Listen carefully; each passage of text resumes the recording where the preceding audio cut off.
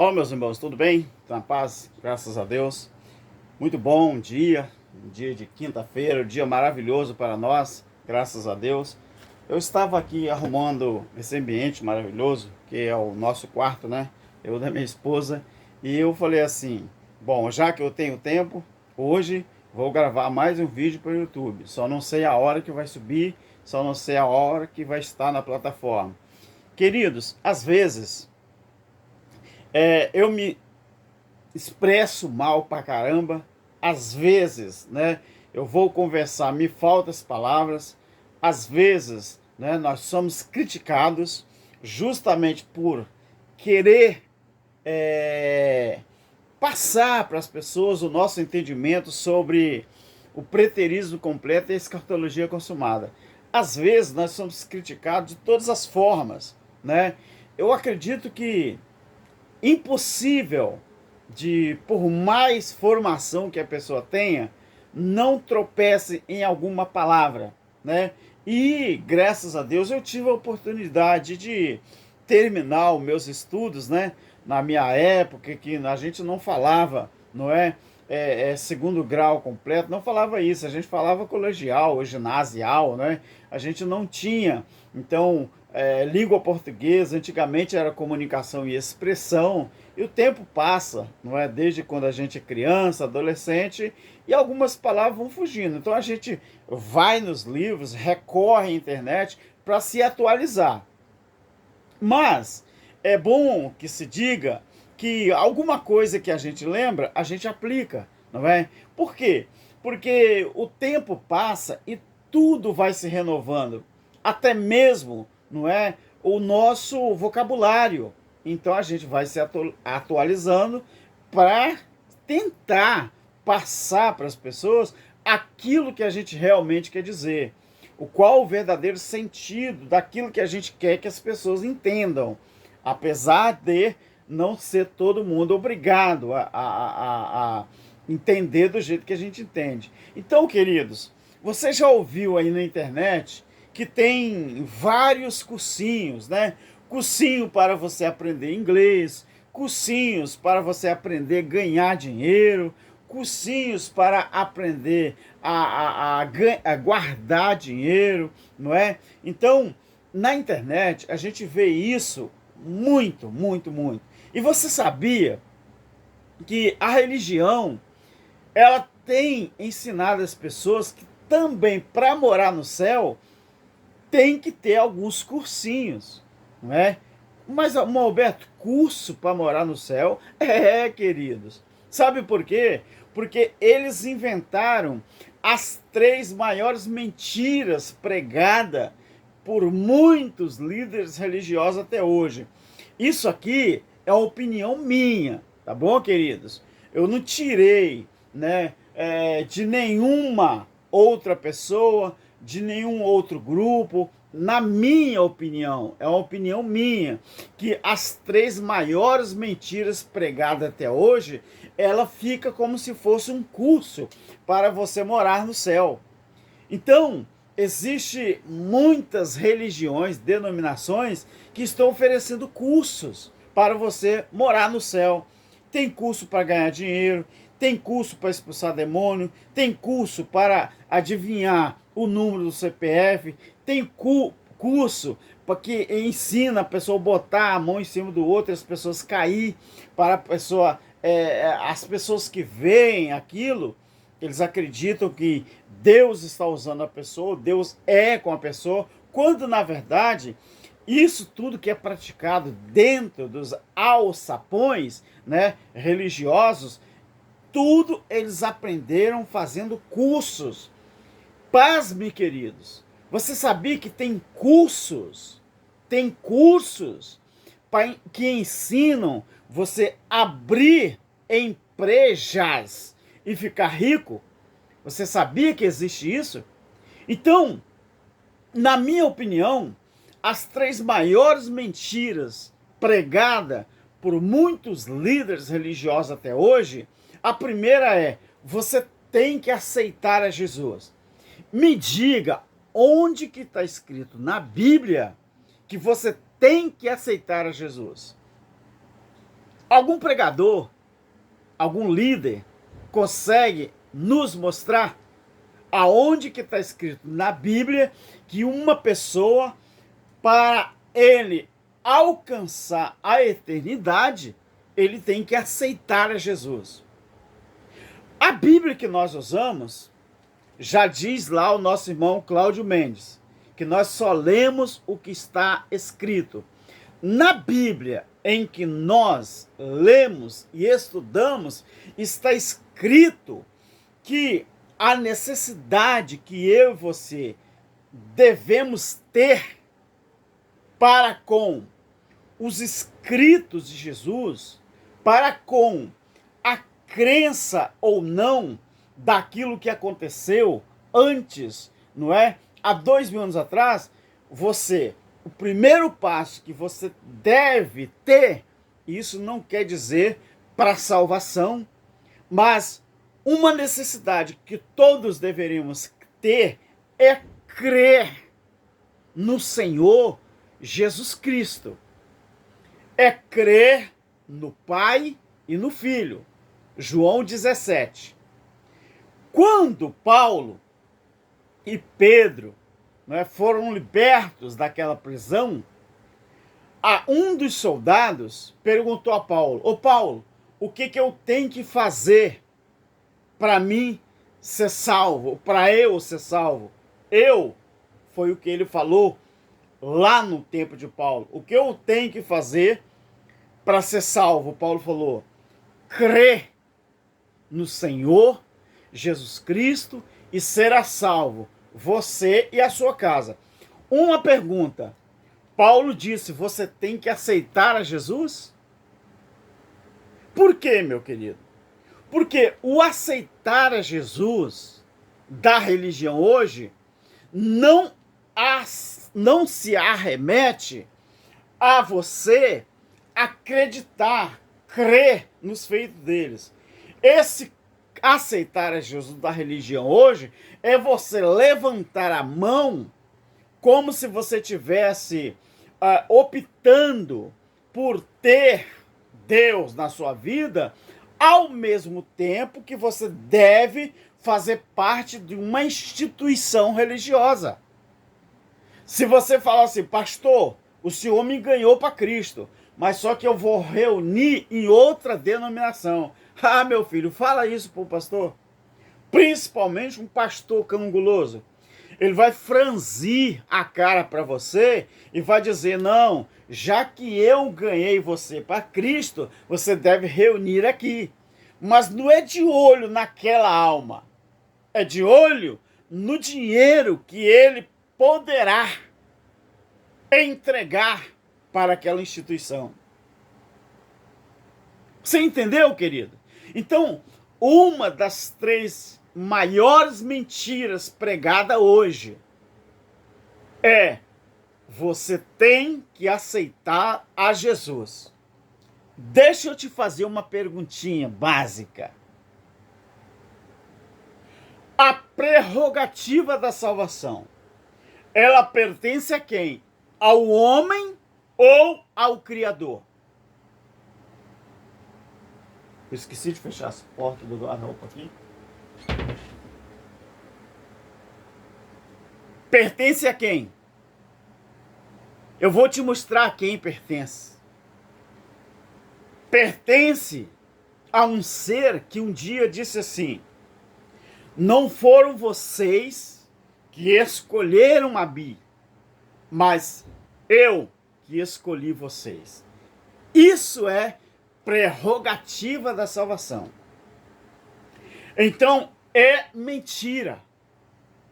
Você não tem que aceitar a Jesus. Você deve crer em Deus Criador e crer na manifestação de Filho enviado pelo próprio Criador.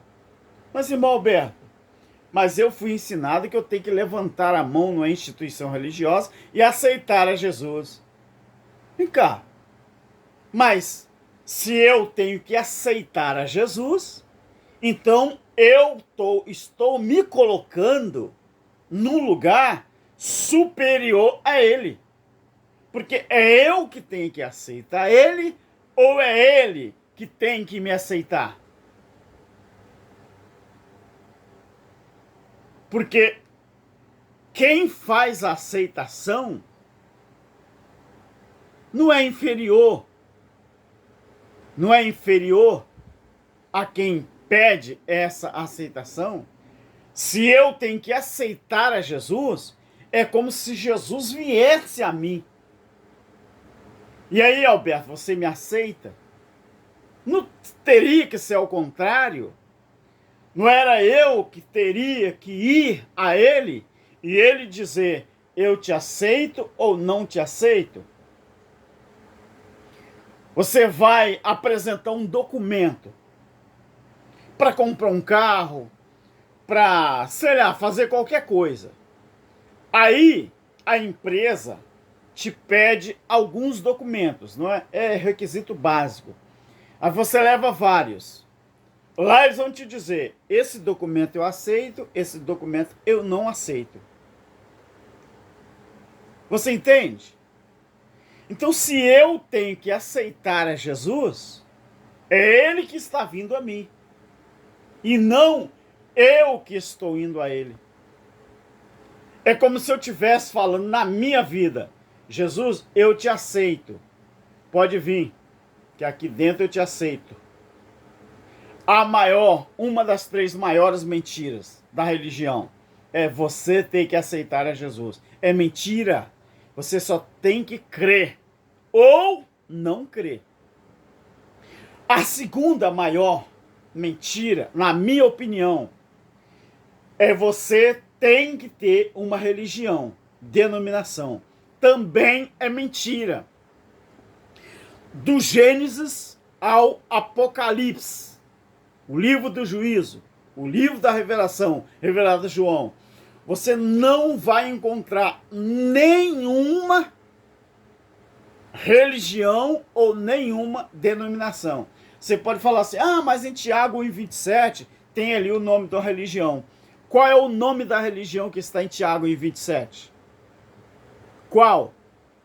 Está escrito ali que para Deus, para o Criador, a religião principal, verdadeira, a verdadeira religião é você visitar os órfãos, as viúvas, não é? Ali é a verdadeira religião. E amar uns aos outros. Na verdade, querido, aquilo ali não é a religião. Aquilo ali é uma ordem, ordenança divina. Então esse negócio que você tem que ter uma religião, ou você tem que pertencer a uma denominação, isso é mentira, isso é balela. Isso só traz confusão na sua mente. Isso só traz angústia, só traz ódio. Então isso é mentira. Você não tem que ter uma religião. Você tem que ter o Criador na sua vida. Como filho do Eterno, você só deve crer. Sem o R, tá? É crer. É o C, R, E e acento circunflexo, tá? É crer sem o R. Porque com o R, ele é condicional. Sem o R, é incondicional. Então é crer. Crer no Senhor Jesus Cristo. E será salvo tu e a tua casa. De qual salvação que Paulo estava falando? Lembre-se que ele estava falando, automaticamente, ele estava vivo. Estava falando da salvação da grande tribulação. Era a salvação do juízo. Crê no Senhor Jesus Cristo e será salvo tu e a tua casa. Lembra de Raabe? Lembra? Eu não posso mencionar a profissão dela.